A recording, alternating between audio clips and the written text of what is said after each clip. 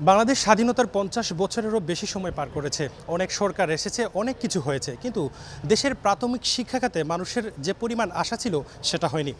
এবারই প্রথম যেটা আমরা জিনিস লক্ষ্য করলাম যে গণপ্রজাতন্ত্রী বাংলাদেশ সরকারের মাননীয় প্রাথমিক শিক্ষা ও গণশিক্ষা প্রতিমন্ত্রী ডিভিশন লেভেলে কর্মচারী কর্মকর্তা সবার কাছে আসছেন এবং নানা প্রতিশ্রুতির গল্প শোনাচ্ছেন, অর্থাৎ কিভাবে তিনি দেশের প্রাথমিক শিক্ষাকে বদলে দিবে।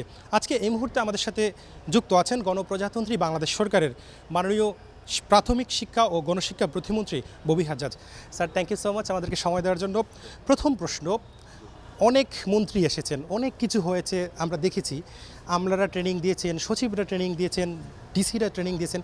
এবারে আপনি প্রথম এই যে বিভাগীয় লেভেলে প্রাথমিক শিক্ষকের এক দোরগোড়ায় কেন আসছেন, কি লক্ষ্য আপনার ওনাদেরকে নিয়ে?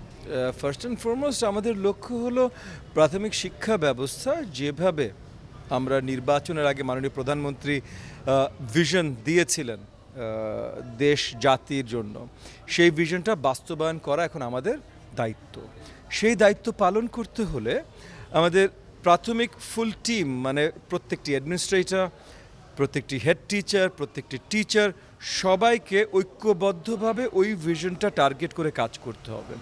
সো আজকে যেমন আমাদের যে ডিভিশনাল ওয়ার্কশপ ছিল, এই ডিভিশনাল ওয়ার্কশপের মূল লক্ষ্য ছিল যে এই ডিভিশনের সকল অ্যাডমিনিস্ট্রেটররা আমরা যেন অ্যালাইনড হই এক্স্যাক্টলি কী করণীয়।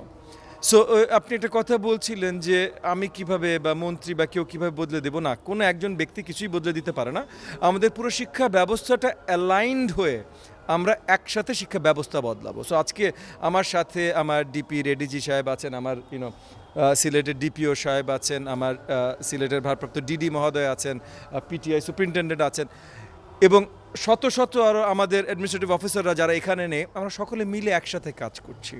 আমার যতখানি অবদান সেটা আমার জায়গা থেকে, আমার পিটিআই সুপারের যতখানি অবদান তার জায়গা থেকে, আমরা সবাই ম্যাক্সিমাম অবদান দিতে চেষ্টা করছি যেন মাননীয় প্রধানমন্ত্রী যেই স্বপ্নটা আমাদের দেখিয়েছেন সেটা আমরা আগামী কয়েক বছরের ভিতরে পূর্ণাঙ্গভাবে বাস্তবায়ন করতে পারি। আচ্ছা মাননীয় মন্ত্রী, আমি একটা জিনিস দেখেছি যে আমাদের দেশে প্রাথমিক শিক্ষা খাতে যে বাজেটে যে বরাদ্দ আসে সেটা অবকাঠামোগত উন্নয়নে চলে যায়। শিক্ষকদের মান উন্নয়ন বা উন্নত দেশে আমরা যেটা দেখি যে যেমন জাপানে 10 বছর পর্যন্ত তারা পরিবেশ, মানবিকতা, উদারতা এগুলো শিখায়। তো আমাদের দেশের শিক্ষার্থীদেরকে আমরা প্রাথমিক শিক্ষা ক্ষেত্রে যে বইয়ের চাপ না বাড়িয়ে মানবিকতা বা পরিবেশ সচেতন এভাবে কি আমরা গড়ে তুলতে পারি না? এই সব কিছু হচ্ছে, একটু অপেক্ষা করেন।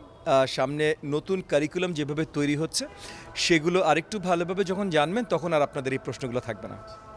আচ্ছা, সবশেষ প্রশ্ন, বাংলাদেশে 1 লাখের উপরে প্রাথমিক শিক্ষা প্রতিষ্ঠান আছে, তার চেয়েও বেশি শিক্ষক আছে, তারপরেও শিক্ষকরা বলেন, আপনি নিজেও বলেছেন যে শিক্ষকদের ঘাটতি রয়েছে, এটিওদের ঘাটতি রয়েছে, এগুলো পূরণ করতে আসলে আপনার পদক্ষেপটা কি শেষ? এগেন কমপ্লিট নতুন নীতিমালার কাজ চলছে। শিক্ষক হতে আসার জন্য আমি আশাবাদী তরুণ গ্র্যাজুয়েটরা আরও বেশি এনথুজিয়াস্টিক হবেন, আরও আগ্রহী হবেন। একই সাথে এই শিক্ষা পরিবারের অংশ হবার জন্য, সেটা এটিও বা যে লেভেলই বলে না কেন, আমরা নতুন গ্র্যাজুয়েটসদের ভিতরে আরও বেশি আগ্রহ তৈরি করতে পারবো বলে আমি আশাবাদী।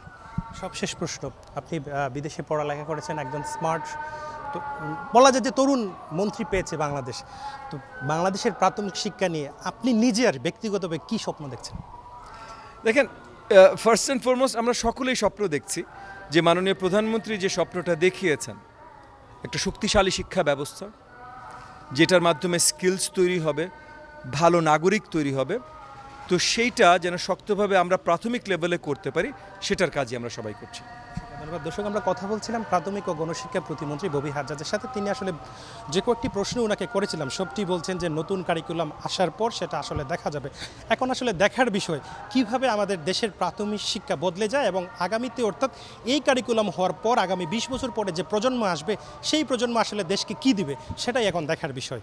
হুসাইন আহমেদ সুজাদ, 71 সিলেট।